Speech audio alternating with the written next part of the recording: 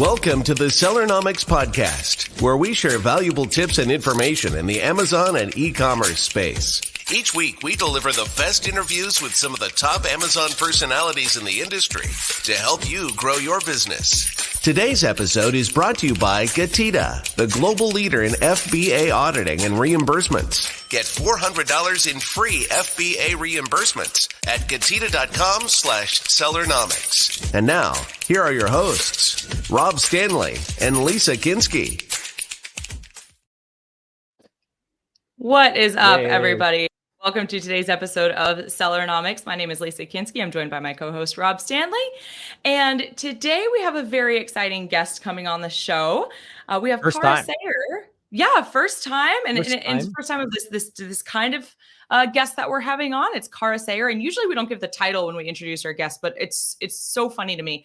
I think it's charming. Her title is Chief Sleep Officer at Snooze Shade. And we're going to be talking about how to craft a winning brand strategy on Amazon. You guys have to have seen her speak in at least one place before. Cara, welcome to Sellernomics. Welcome to the show. Thank you very much for having me. I'm so excited, and I love to break new ground. So I'm very excited to be the first of my type. We are absolutely first actual Amazon seller. Yeah. First Amazon seller. I mean, we've had people that also sell on Amazon, but that's usually not what we have them on for. So It's awesome to have you on. Plus, I got to spend a week with her in Cancun, and it was fun at this amazing event, Titan event. And that was a lot of fun. But the funny part is we never actually talked work. We just hung out. No. That's the best thing about networking, actually. I'd always say that, like, don't ever bother talking about work when you're networking. Straight off the cuff.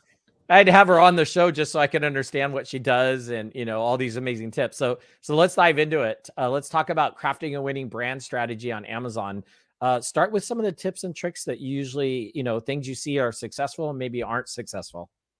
Well, so actually one of my biggest tips is don't just focus on Amazon because there is a world outside of Amazon. And actually, in some ways, there's less competition in that world off of Amazon. And it's also very reassuring. I'm really hot on customer service. That's one of my things, is ensuring that customers are really sort of catered to, listened to, and heard. And really, I see a lot of Amazon sellers making the same mistake, which is they're all about what they want to sell, not necessarily what the customer wants to buy.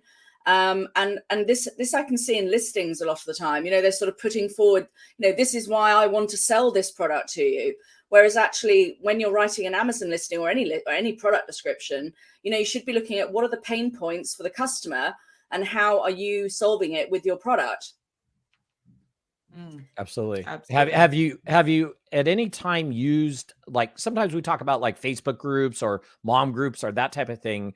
Have you ever used anything like that to maybe figure out, like, hey, this could be a good product to solve this problem I'm seeing on this group, or maybe make an adjustment to a current product based on any of those types of groups? Oh, absolutely. And I mean, my whole business, because the product I sell is one that I invented from scratch. So it was actually a world first. There was no other product of its kind in existence. And this is 13 years ago. So this is, sort of pre, Facebook was very strong, but actually Instagram hadn't even been invented yet. And Twitter had only just launched when I launched around 2010. Twitter started, I think, around 2009. But social media was massively important. And I went in and I sort of hung out in a lot of the mums groups, chatted to people about, what were they looking for? And also it's really good to get testers. And I know, like, nowadays, there's a lot of sort of, controversy about how you find, get reviews and things. But actually for me, getting a tester is more important than getting a review a lot of the time, because I really want someone to sort of hammer the crap out of my product, frankly, and make sure that it actually does what I think it's doing. And you also want people to really use it like they're going to use it, not how you think they're going to use it.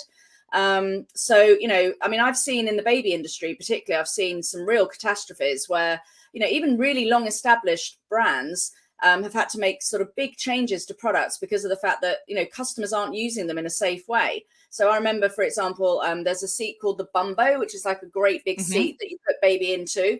And I had one for my daughter, but her thighs were too fat. So unfortunately, while she was young enough to use it, her legs were too chunky. And then she got too mobile when she limbered up. But I remember it was really interesting. I always remember seeing people putting these things on tables and on top of desks and all sorts of, like, off the floor.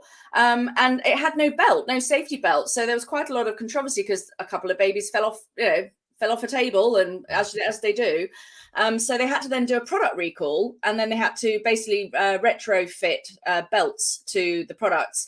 And even then, they also had to point out, actually, please don't put this with a child unattended. Or, I mean, I know this is the problem with customers. I love them dearly, but they can be real idiots sometimes in how they use your product. So, that's something really, really to be careful of. And it also helps in terms of designing things, because you can look at where other products have gone wrong and actually see, well, if I did this or if I did that, that would solve that problem, which would make this product even better than that product.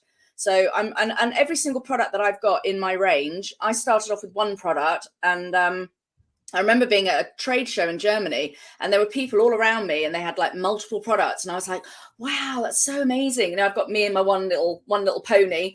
And then I started listening to customers, and they said, well, actually, have you got one that could do this? Have you got one that could do that? Have you got one that can do this? What if the baby's doing this? And actually, that is literally every single product that I have on my range has come purely from customers. And then, yes, I've tested them a bit, but most of the time I'm like, yeah, the fundamentals work. So I push it out, see how it goes. And, so far I haven't done too badly out of it. And especially in the niche that you're in, like creating a. Yeah. So it looks like Lisa had a little bit of problems with her audio. Had a technical blip out. Yeah. So she was asking, in your niche though, that's something that, so you're listening to your customers and you're coming up with like brand variations or differentiating from what they're giving you advice-wise. It can even be different colors. It can be like, I don't like that color trim. So, can you do one that's more neutral? Can you do one like for baby girls, that sort of thing. So it's sort of listening to them and then taking on board. There is also an element of practicality, because, you can't listen to everyone, because otherwise you just end up with 29,000 SKUs and all of them, and you'd be like, oh my God. So I do tend to sort of focus in and try and listen to the ones that get asked for a lot. But that is how I've generally developed the product range. And it's also then how you learn about what your customers are doing, where they're going, what other products might they need that aren't necessarily your product per se, but that you could include in. And this is why having a brand is so valuable, because it's not just about having a collection of products. There needs to be a kind of focus. So one of the things I often mention is I have 3 pillars basically upon which I build my brand.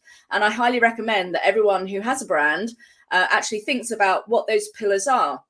So for example, I've got a baby brand. Now I could talk about nappies, I could talk about sleep, I could talk about feeding, I could talk about pooing, I could talk about, travel, I could talk about whatever, right? I could talk about so many different things.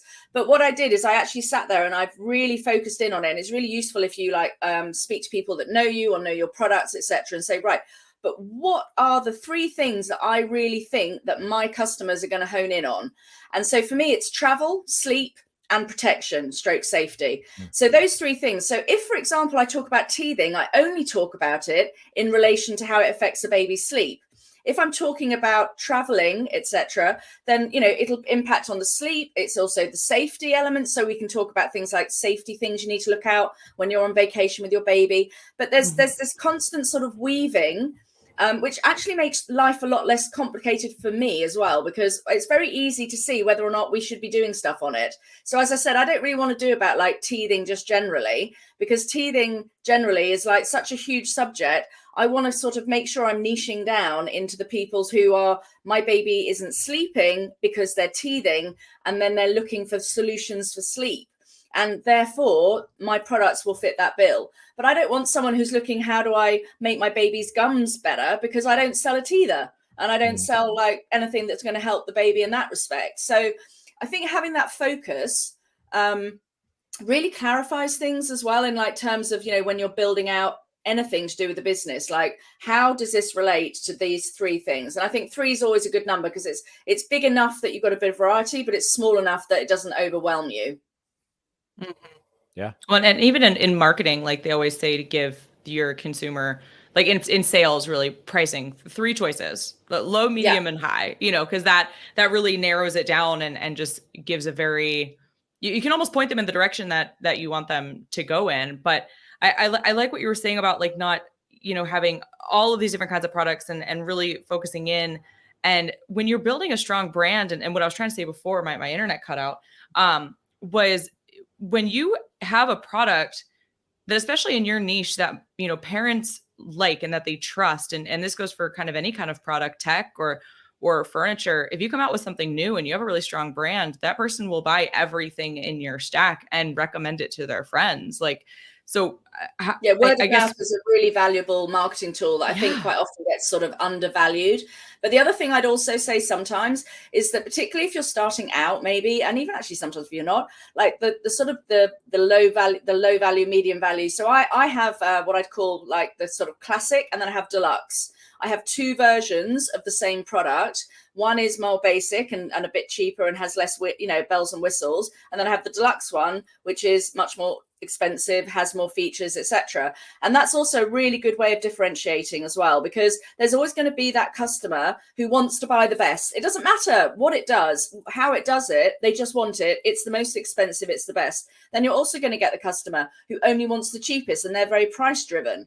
But then you are also going to have somebody who's very analytical, and they're going to want to be weighing up the pros and cons of like, why do I want this one versus why I want that one? And therefore, by having a choice, what's interesting in my early days was that my product was the only one of its kind for quite a long time. And therefore, parents often wondered whether or not they actually needed it at all. Because like if you go in and looking at potties, for example, you go in and there's like a glow in the dark potty, there's a pink potty, a blue potty, there's an eco potty. There are so many different potties. So parents go, oh yeah, I need a potty. Now it's a matter of choosing which one they're going to choose based on their own values and everything else. So sometimes being the only one of its kind can be a bit of a negative rather than a positive as well. Yeah. And what about, let's talk a little bit about like listings, your listings on Amazon. Is there anything that you've kind of either tool wise or something you've done to kind of optimize like a PPC, or are you using like a PickFu or something to A/B test some of your images? I'm really bad at that sort of stuff. I mean, my listings, if anyone goes and has a look at my listings, you'll probably shriek because they probably go against a lot of what is advised in the Amazon world. But I've gone for a sort of kind of slightly homey feel. I still do all the images myself on Canva. That's how it is done. I have to say, I'm not that bad a graphic designer. But to be fair, I could probably get someone in who'd do a better job. But in some ways, because my brand is very much about like the fact it was invented by a mom, and like, it's a small business. I don't try and make myself out to be like some big conglomerate, and I never want to. So, in some ways, I think like people actually quite like that as well. So that's something else that I think a lot of sellers forget, is that, people like to buy from people. So the more you can actually make a bit of a personality about your brand, it doesn't necessarily have to be you. It doesn't necessarily have to be a personality of a person. It could be personality of ethos. It could be, for example, donating to a particular charity or working with particular, groups of people to support them, etc. But I do think sometimes that's something that gets left out quite a lot, which if you actually look at the really big brands, they do a lot of that. Like you won't find many big brands that don't have some kind of like personality of some kind, like in the mix. Yeah, absolutely. Would you say, like, obviously you're in the baby category. If it was somebody kind of new starting out, would you recommend them avoiding the baby category, or should they, or is there any categories you would kind of recommend them maybe not diving into for their first time? I mean, baby, like, but this is the thing. Everyone always has this question like, oh, the market's saturated, it's so busy. Rubbish, right? That every day there's new products, right, that come out. And you can have the best product in the world, but if you don't market it properly and let people know it's out there, then you might as well not bother, in my opinion, right? So the thing is also, I think that too many people rely on Amazon as being the only vehicle. So for example, if you have actually got something that's a little bit different, I mean, I have 4 websites. I have one in the UK, one in the US, one in Canada, one in Australia. I invest quite a lot of time, energy, and money into SEO, which is search engine optimization. So I'm doing the same thing. Like if for my listings, I'm looking for keywords. I'm trying to find things that people are looking for. And actually, in some ways, there's less competition on Google for some of these things than there is actually on Amazon. So, I started my business, and my product has been a bestseller since I started in 2010. And it was a bestseller right from the word go. But my turnover, like the thing is, just being a bestseller by itself doesn't mean you're making loads of money. And over the last few years, I mean, last year, for example, I doubled the turnover in the UK on Amazon alone, doubled my website turnover, doubled Australian turnover as well. So the thing is, there's always room for growth. And the thing is, customers want to see that you don't just exist on Amazon. And this is one of the things that drives me insane about so many products that I buy, because I'm a dreadful Amazon. I mean, I'm literally like, give it to me now. I want it yesterday, order. I mean, my poor Amazon driver around my area, I might as well just give him the key, really, to be brutally honest, and just say, let yourself in. But the thing is, what really annoys me is I see the packaging. There's no thought gone into the packaging at all. It's just literally completely bog standard, cheap as anything. There's a Gmail address, right? Are you kidding me? Like, are you expecting me to trust that you're going to still be here in a year's time when I have a problem with that product? You can promise me a lifetime warranty all you like, but if your email address is a Gmail address, then I'm not going to be that confident actually that, that's really worth anything. Plus, the other thing you have to remember is my background is actually real old school marketing. So I actually launched Amazon in the UK when it was just a book house, what's it called? A book warehouse in Slough. And I also launched eBay and online grocery shopping. This is back in 99. I know I don't look it, but I am that old. And the thing is, you go back to the real like basics of marketing, which is that customers build trust from seeing that you exist in multiple areas. They don't just want to see you on Amazon. They want to go to your website. They want to be able to read about you. They want to see other reviews. They want to find out more about your business, who you are, who they're buying from, etc. And it gives them more confidence. And then you've got a Facebook page. You've got an Instagram page. There are multiple places that they can reach out. I mean, our social media, like we're just about to go into busy season now because mine is quite a seasonal product, with it being a sunshade as well as a sleep aid. And honestly, we get inundated, and I love it because it means we get to talk to our customers all the time, one-to-one, helping them, making sure they actually choose the right product. And because I'm selling on Amazon or my website, I don't really give a toss where they buy it from either. I'm like, you buy it from wherever works for you. If you need it fast, go buy it from my Amazon store. If you don't mind waiting, but you want a discount, then buy it from my website. And you know what the other thing that happens when you're able to do that as well, which is a really sneaky little thing? Guess what? You can ask them for a review afterwards. If you've got that one-to-one contact and you've helped them, you've actually gone above and beyond, you've actually got that relationship where you go, can I ask a favor? And you don't even have to do that if you're happy. I just usually say, if everything's okay, or, if you've got any feedback, it'd be really helpful from wherever you have bought it from. I don't care whether it's, I do have a few retailers as well. And, I'm happy they can put a review wherever they like. And sometimes it might be like, well, I wish it did this or whatever, but at least then I can answer that, which actually gives you, again, more internal knowledge about your customer, about what they're looking for. Yeah. Absolutely. Well, look, we're going to take a quick commercial break, and when we come back, we're going to talk some more with Cara from Snooze Shade about some tips and tricks that everybody can use with their Amazon. And I want to talk a little bit about an experiment she did in Cancun with TikTok, and I want to see how it's going. So we'll talk about that right when we come back. Today's episode is brought to you by Getida, the global leader in FBA auditing and reimbursements. Get $400 in free FBA reimbursements at Getida.com/Sellernomics. Yeah, so be sure to head on over to Getida.com/Sellernomics. Get that $400 in free FBA reimbursements. We're talking about crafting a winning brand strategy on Amazon with Cara, and I wanted to check with her. So tell us a little bit about how you came about to try TikTok and how it's been in the last, it's been a couple of weeks, I think, since I've seen you. So give us a little background on that. So obviously one of the advantages, again, of really working social media is we get a lot of UGC, which is user generated content.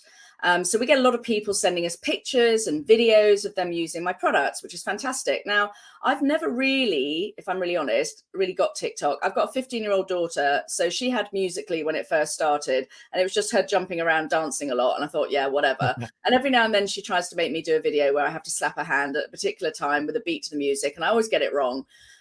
So other than that, I've got quite a lot of outtakes. We did do one where we got it right, but so I was a bit like I was a bit sort of nervous of TikTok, if I'm really honest, but also I didn't really understand like how it worked. And then we were at the event in Cancun, and there was a seminar about it with someone who literally stood there and went, right. And it was really useful because it was basically, apparently you need to change, if you're going to create some content for TikTok, you need to change the scene every 3 seconds. So basically, like instead of me standing here, you'd go, I'm going to stand here 1, 2, 3, and then just move. I'm going to do this 1, 2, 3, and then I'm going to do that 1, 2, 3, and I'm going to do that 1, 2, 3. Because apparently, and I think we all know this, everyone has the attention span of a gnat nowadays. And so you need to sort of keep them visually interested. So what I did was I actually just created a video, and I just used Canva. And I just literally put in 3 seconds of content, 3 seconds of content, 3 seconds of content, 3 seconds of content. And apparently around up to 25 seconds is like in the top 25% of all TikTok videos. And then I put it all together, and then I followed the instructions on like how to set up a campaign. And I had some landing pages already set up on my website. And then I did one for the website, and I've done one for Amazon as well, straight to one of the Amazon listings. And I just set it live, and I think I put £20 a day on it. And I think we've now had something like, I think we're on about 120,000 impressions, and we've had, it's a cost per click of about 19 pence, which is really, really low. And actually, even though you see, and this is the other thing. Okay. So a lot of Amazon sellers are so data driven that they forget about the sort of, the fact that it's not necessarily always just about, has that click generated in a sale? Because like I was saying before, you've got to think about it. The way I describe it is that a brand should be kind of like an octopus. So you should have like multiple tendrils, like multiple arms out there, and you touch your customers and not in an inappropriate fashion, I hasten to add.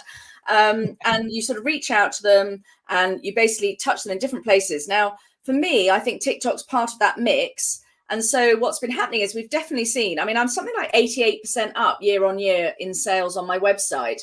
And Amazon sales are up as well. And I think a lot of that possibly, can be due to the fact that we also run Facebook ads, we do Instagram ads, now I'm doing TikTok, we do Google shopping, we do Google ads as well. But the thing is, what you're really doing is you're kind of slapping your customers in the face, saying like, hello, I'm here, I'm here, I'm here, I'm here. And in the end, they kind of go, okay, I give up. I'm going to buy your bloody product.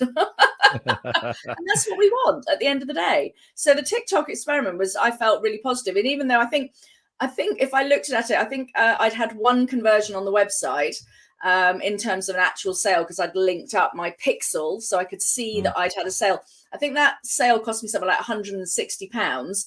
But actually, I know the traffic that TikTok had generated to the website, even if they didn't buy from me, because they may well have gone off and bought on Amazon, which I'm quite happy for them to do as well.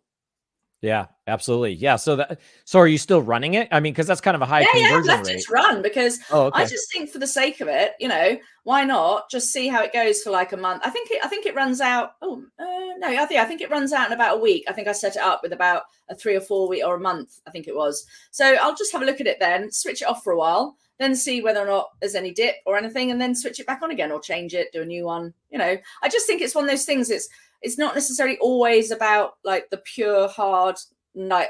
And the way I also view it is my marketing budget, for example, is a bit like tacos, as we call it, or tacos, sorry, but I call them tacos.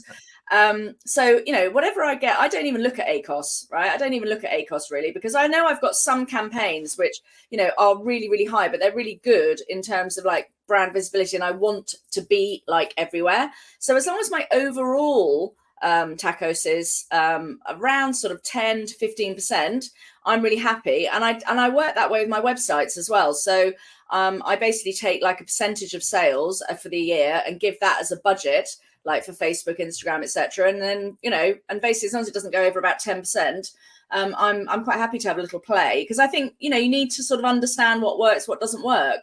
And I mean, I think, the cost per click on the Amazon listing, interestingly, is a lot lower than the cost per click on my website. Yeah, absolutely. Plus, I mean, it's brand awareness. So, if anything, maybe somebody sees it, tells their friend who has a baby or something, hey, go check this out. Or I saw this on TikTok, go take a look, or forwards it to somebody. So definitely brand awareness is also a big key. So that's great information. I'd love to dive more into kind of your background. I know you're going to be speaking at some events. Let's tell us a little bit more about kind of what brought about Snooze Shade. Like, was it because you had a kid, or you wanted to jump into Amazon, or maybe both? No, not at all. I didn't have a clue about Amazon. My background is in PR marketing.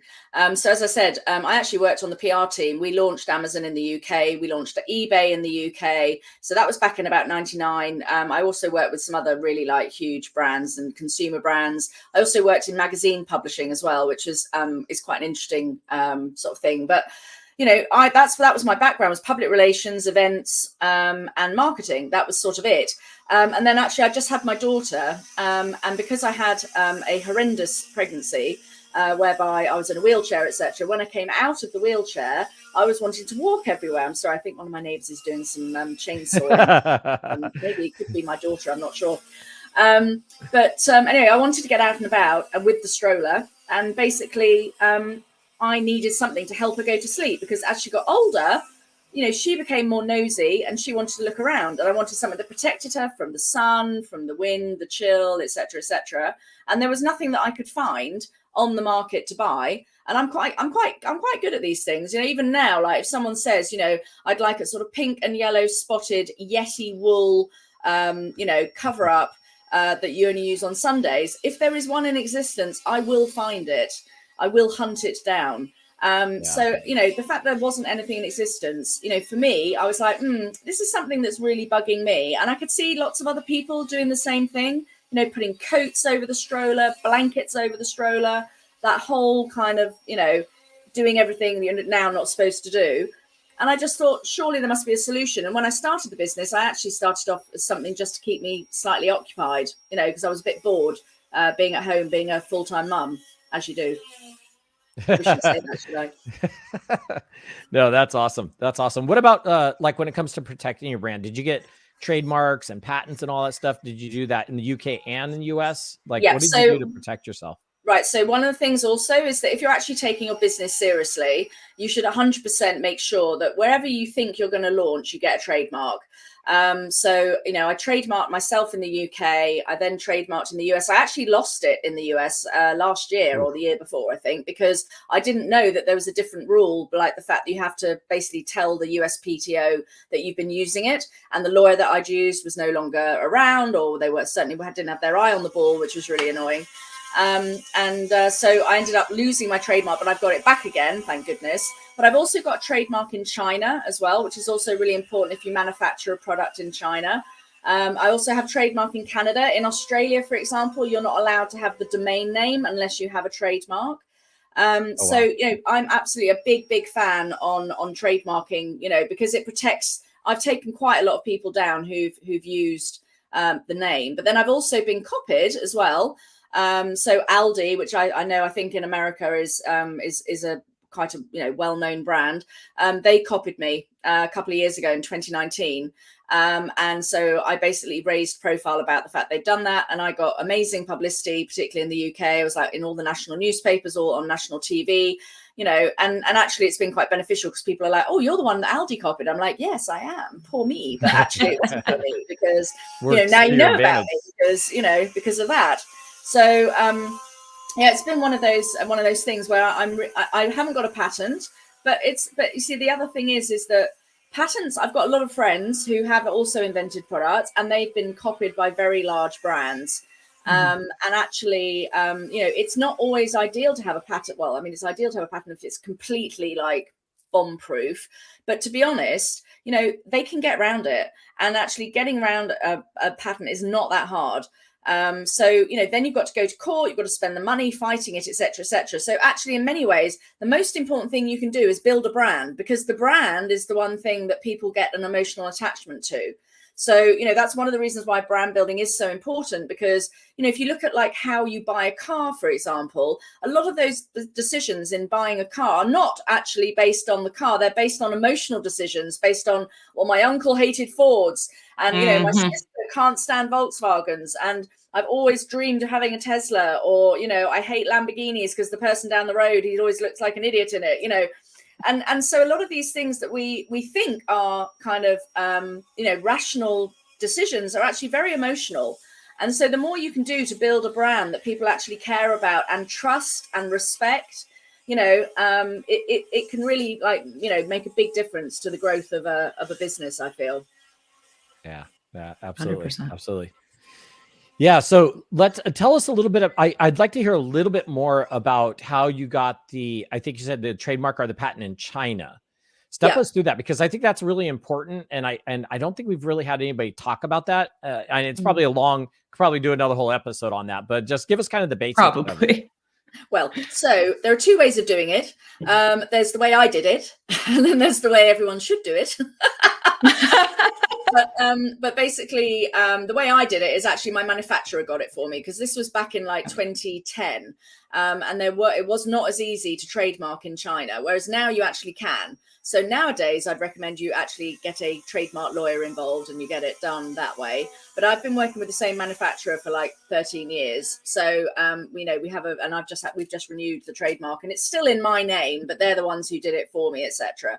But, so if you've got some nowadays, this is the thing, like my advice to me based on when I started versus now would be different.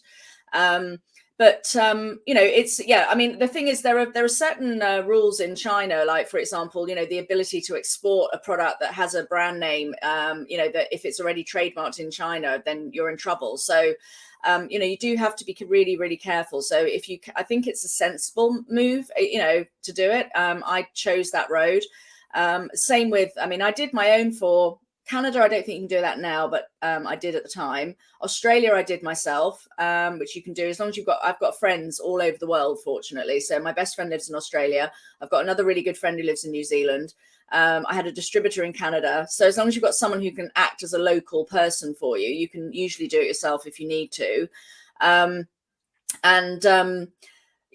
trademark, I think, is, protecting your brand name, which is another reason why it always makes me laugh when people have the most ridiculous brand names that are completely unpronounceable and actually just a conglomeration of letters. And like, how do you recommend something that's called, it's like, what?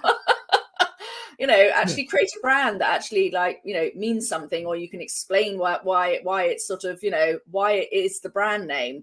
And if it's got a funny pronunciation, just spell it out for people. The other day we had this whole conversation about quinoa, because it's spelled Quinoa, but it's spelled you pronounce it Keenwa. Well, you wouldn't know that. You'd call it quinoa, if you went from the spelling. And I think, it's things like that. Just think more like I say, more about your customer rather, because you want your customer to be able to say, oh, you want that product, and for them to actually be able to pronounce it and recommend it to somebody, verbally as well as in writing. I love the name you came up with. So it's absolutely awesome. Snooze Shade was really interesting. So this is one other thing, actually, another top tip. Always Google your own brand name in other languages, because actually I also looked at calling it the buggy blackout blind, or the buggy blackout blind, I think. No, buggy blind. That's what I was going to call it. Buggy blind. But the thing is, in some languages, blind, they don't have blinds as in curtains. That blind is only as in you can't see, as in you're blind, and it can have quite a negative connotation. It is, and then there's also another baby brand, which I won't name, but there's another baby brand in the industry, which is actually, if you Google it in Dutch, it actually means like the poo that attaches to the back of a sheep's bottom. No. I'll tell you what, I laughed quite a lot when I saw it. But but the thing is, you really must have a little think about whether or not, if particularly the countries you're thinking about going into, if you're thinking about getting into the EU, for example, do Google it in French, German. Google Translate is there for a reason, and it will give you, and also just Google it. Go to google.fr and put it in rather than going to google.com. Go to the local Google. and put it in, because that may well bring up something else as well, which could potentially save you a very large headache. Yeah. Well, and absolutely. I like too that you went with Snooze Shade, because that very quickly communicates what your product is. Whereas Buggy Blind, even though yes, it's English, but what some folks call a buggy is a shopping cart. And I think y'all even have a different name for it in the UK. To be fair, I don't just do buggy products anymore either, you see. So that's the other thing to think about is, try not to sort of niche yourself down too much in terms of what you're like. Actually, that would have been an awful name, because now we do like car seats and pack and plays and, other things as well. So actually Snooze Shade works really well because of the fact that it's about sleep, snooze, and it's about shade, whether that's for sun protection or sleep, Mm-hmm. I think you could almost do baby blackout blinds under Snooze Shade, like for the room. Absolutely. Absolutely. Yeah. I mean, I don't know. I've got quite a lot of little ideas that are sort of pootling away in my head. But I think half the problem is that I really like creating a product. Sometimes can be a bit like giving birth. So I've actually got a couple of products I'm working on at the moment, which I'm pretty confident are going to do really well, and they're very much needed as well. That's the other thing. There is actually a need for them, rather than me just going, oh, that'd be nice. So I think, I get quite tired doing it. So I've got 13 products and I'm sort of canning a couple of them. So I'm thinking, right, I need a couple more now, so I don't do all this. I couldn't handle all the, I know so many sellers are out there doing like 1,000 SKUs. I'm like, oh my God, my head would explode. Yeah. I don't Unless you're making money stuff on 1,000 different products, it's probably not a good idea. So why don't you tell everybody how they get a hold of you, the website for everybody who's listening, and I'll put it up on the screen for those who are watching us here. But go ahead.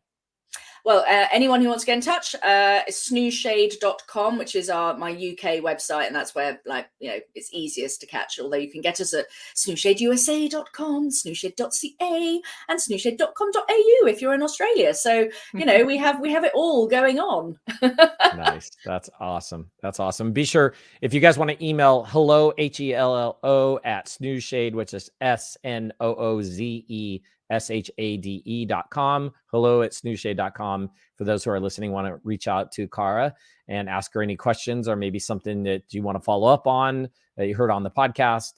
Always great seeing you. Always love hanging out with you. Can't wait to see you until June. Yep. In June, I'll get to see you. So hopefully this will be on before June. I'll make sure of it. But thank you so much for coming on. And I'm so glad you were able to share. Again, first time having an actual seller on talking about the item they sell. Super cool. Lots of great tips and tricks. So be sure to go check out snoozeshade.com and recommend it to a friend. Have somebody go buy the amazing items that Cara sells and help her out. And absolutely amazing having you on. Thank you so much for being on the Sellernomics podcast. We do appreciate it. Thank you. Thank you. You have a good one. Thanks for joining us this week on the Sellernomics podcast. Special thanks to our sponsor, Gatita. Did you know that Amazon probably owes you money for FBA reimbursements? Get $400 in free FBA reimbursements at gatita.com/Sellernomics. Be sure to join us again next week for more great tips on how to grow your business. And thanks again for listening.